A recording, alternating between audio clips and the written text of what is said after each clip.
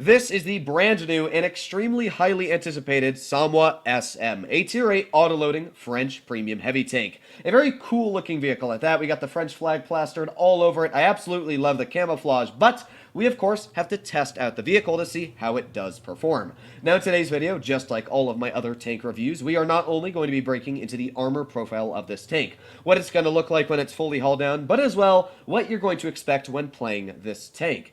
And we're going to be breaking into the gun handling, the statistics, and finally wrapping it all up with some live gameplay. So of course, if you enjoyed today's video and you would like to see more like it, please consider smashing that subscribe button down below. But first of all, let's start off with the armor. Something that is actually incredibly strong on this vehicle, and that's why I want to get over it with it first, because wow, look at that armor. It's 250 millimeters on the upper plate. And because it's quite a tall vehicle, you're probably going to be looking at most vehicles like this. So yeah, that's very, very strong. And this is a T2065 aiming at it. With 221 millimeters of standard pen, that's about what you'd normally get for tier 8 heavy tanks. Even if you're loading heat on this vehicle, because of course heat does not get shell normalization, it's 272 thick. So you're going to have to load Cali to pen this vehicle. And did I forget to mention that this tank carries 10 degrees of gun depression? Yes, good luck penetrating that upper plate because you won't be. Yeah, extremely strong on that upper plate. Now, of course, it does come with an extremely weak lower plate to counter that, only 97 millimeters thick.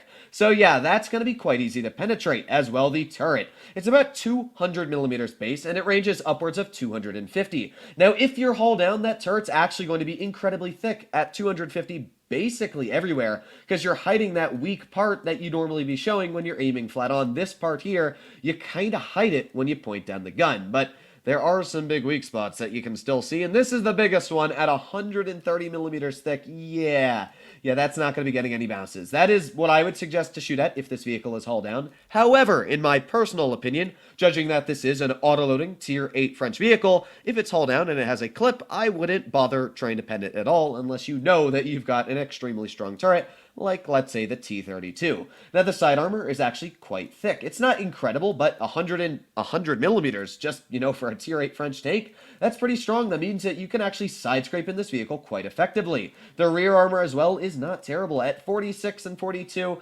Obviously, don't expect bounces, but as well, it's I guess a little bit stronger than your average tier 8 French heavy tank, which would be the AMX 5100. Basically, this is an AMX 5100, but with a much stronger armor profile because, of course, this vehicle basically has no armor. Now, when you compare the guns, the AMX has about 300 more damage per minute. It's about 20-25% more accurate on both the aiming time and the dispersion. So that is a big advantage for the AMX 5100. They both do carry the exact same penetration though, so it is very similar there. The clip dumping time is very similar as well, both 3 seconds, so it takes you 6 seconds in total to deal 930 potential damage. But this tank does carry 4 more degrees of gun depression. But the mobility is worse, going 40 forwards and 18 in reverse, compared to the AMX 50, going at 45 forwards and 20 in reverse. Not a huge difference for how much more armor this vehicle has, but of course, let's get into some gameplay, see how this vehicle does perform, and I'm going to be showing you guys my first ever gameplay in this vehicle, as I've not even decided to play it yet until recording. Now, it's actually 6:25 in the morning, so it's not even too bad. Normally, I'm up at like 4 in the morning recording my video, but with my Wi-Fi being so bad and it taking like 2 to 3 hours to upload anyway, I'm like, whatever, I'll wait a bit, then play the tank when I'm fully wide and awake. So, what do you guys think about this vehicle? Let me know in the comments. I personally think that it seems a little bit strong. Just, looking at that incredibly thick armor, and sure, you could argue that the 1800 damage per minute is quite a big setback. But you could also say that for the Emil 1 and as well the Emil 1951. And currently, the Emil 1951 is, I think, the 3rd or 4th best win rate tier 8 in the game, and just vehicles in the game at that. It's performing right around the same win rate as the Smasher. So, while damage per minute is very important, armor and hull down capabilities for an auto-loading vehicle are what make them incredibly strong. If you're able to use a clip and as well not take any damage yourself while clipping, that is how you get a strong vehicle. That is why the Kranvang is so strong and the basically entire Swedish heavy tank line. Now this is a pretty good battle. We're up against a pretty good player though on the enemy team with the Somua as well, so I do got to keep very close watch out for that player. Apart from that, really, it's quite an easy farm for the tier 7s they have. and the KV-4 I'm also not super worried about. So yeah, let's see how this tank's acceleration is. It's not great, but again, it's not bad judging that this tank is quite heavy, weighing in like, what, 50 tons or something?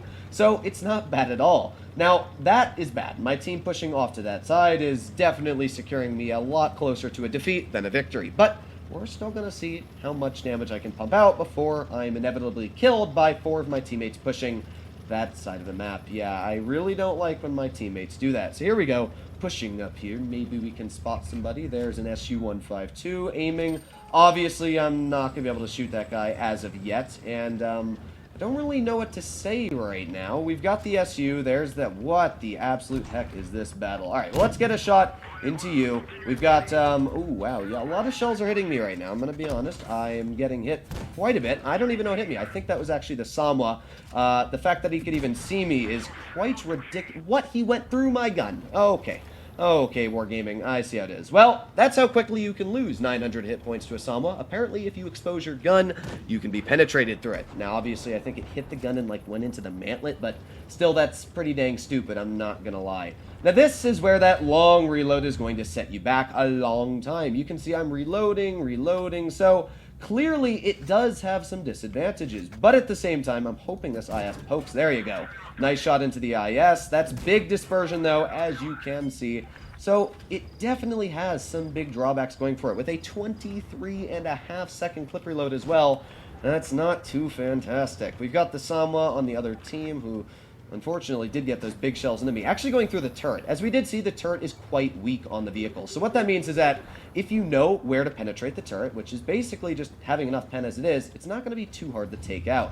Now we got that KV-4 spotted, and with that KV-4, we are going to try and pen some shells into him. There's 1 for 320. There's 2, and let's go for 1 more. Let's load a premium and maybe into the turret. Boom! There you go. About 800 hit points into him. And now we're sitting at just shy of 2,200 damage, so not too bad there. Now the enemy Somua is still playing very cautious, and our team, as I did say, yeah, they kind of spread out. So because of that, we're just in a terrible, terrible scenario. Their team has a much greater advantage of winning this battle currently than we do. I'm reloading this clip, and it is going to take a while, but once we get it loaded in, we'll see just what this tank can capably do. So there's the Somua on the enemy team, and I'm expecting other tanks to be detected as well. There's the Tiger P aiming, and fire. There you go. Perfect shell going straight into his trap wheel. Let's go for a second shell, and let's go for 1 more. You are... What? Oh, okay, yeah, that was just big lag. I was like, what the absolute heck? Where did that shell go? So there you go. We're already doing decent, but again, my teammates are really, really blowing this. Run AMX. Run like the wind. If he doesn't run, we basically lose this battle. I don't know what he's planning on doing, but I'm going to reload my clip. That is obviously what I was going to do either way, but yeah, let's see if we can maybe get a shell into you. Fire! Boom! That was a beautiful shell finishing off the T-23E3, and with that, all we have left is the enemy Somua. Now my AMX seems to be quite stupid, and just basically threw the game. So yeah, that's not good, because unfortunately, we know that this tank has a very long clip reload, and with that super long clip reload, yeah, I gotta basically bounce a shell from him while connecting all the penning shells myself. I'm gonna try and come up behind him. I don't know exactly what his big brain plan would be, but I'm hoping that mine is bigger brain. Let's do an 06. Always with the 06. It's the best way to salute, right? Alright, come on, please come up behind him. Please, please, please. Oh, baby, that's what I'm talking about. Nice shell into the Somua already. And with that, we are going to try and maybe get 1 more in, but I'm also thinking of reloading the clip. Let's try. Oh, baby. There you go. Now we instantly reload the clip. Now, because of that, that's going to give me a massive advantage on timing. This guy, he already missed a shell. And what that means is he is now reloading his entire clip, most likely. I have just about the same hit points as him, which means that we have to get the first shell off, or else we're in a pretty bad scenario. So I'm going to push up here again. We need to pen these shells. Speed is key. Go, go, go. Let's see where he's positioned his vehicle. Not too sure yet. I don't know if he's waiting for me or what he's exactly planning to do. Oh, there he goes, coming up behind me. Let's see if we can get a shell in. There you go, pretty nice pen going in for the first one. Let's see. Oh, wow, yeah, that definitely hurt me quite a bit. But we just need to get that shell off before him. And we also got a bounce, which is perfect. Now, of course, I know already that I'll reload him. So with that knowledge, I should be able to beat him. But I'm going to stay very cautious because I'm not sure what exactly he's running on his tank. But just using big brain common knowledge, I definitely should have this reload on him. So we are going to poke this like a big brain here, and pop a shell into his vehicle, and let's go for one more, and bing! There you go. It was very, very tricky at that end there, the Pendum, as you saw. I was getting really, really nervous. If you don't know, oof, I had a bit of, like, really, really nervous pain go straight into my gut when I saw that upper plate be red. He had tracked me, so I couldn't move, and basically in that moment I was like, you know what? We're taking the 50-50. Bam! Penetrated. And for the first game played in my Somua, we had 4,963 damage, pulling at a mastery, bouncing quite a bit of shells as well.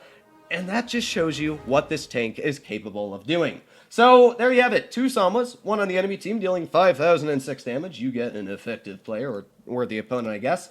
And me over here dealing 5,000 as well. Basically, combined, we did the same damage as our entire teams. So, what do I have to say about the Somua? Well, in my opinion, I think it's a bit overcooked. I don't think it's overpowered to a point where the vehicle is breaking the game, and I don't think it's really going to mess that much with the matchmaker and you're going to see these spams, but I do think that it is definitely a lot better than your average tier 8 heavy tank, and that a competent player in this vehicle, like you just saw, can easily persuade the outcome of a battle. Personally, I've been waiting a while for this tank. It looks great, it plays great, and it really seems like a fantastic vehicle. Now, I'm not going to get into a second game, just because I really haven't had that much sleep, and that was a pretty crazy enough game as it was, so can't really complain too much about the Somua. Finally, we're going to talk about the crates. Before you go and ripping out your credit card saying, take all of my money, we're going to talk about the tank and is it worth the price. Now, it is in crates, which kind of sucks. And for 17,500 gold, you are getting your hands on 14 crates.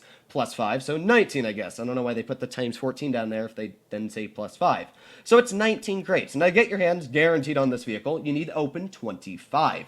So, for 17,500 gold, which is currently, let's see, where is this 17,500? It's $50, and that's not even guaranteed. Now, if you do have the double gold bundles still available, like these here, obviously I'm not spending $100 to get 75,000 gold, but if you do have those available, and maybe you wanted to gamble about $24 on the tank, then it's not a terrible deal, because you can get it guaranteed after 25 crates, of course, but I personally wouldn't suggest it. As I always say, gambling, in my personal opinion, isn't great. If you're planning to get the vehicle fully fledged and, you know, you're going to spend about 70 bucks or so, or if you got the bundles on 50 bucks, then it's not terrible, and you probably will really enjoy the vehicle.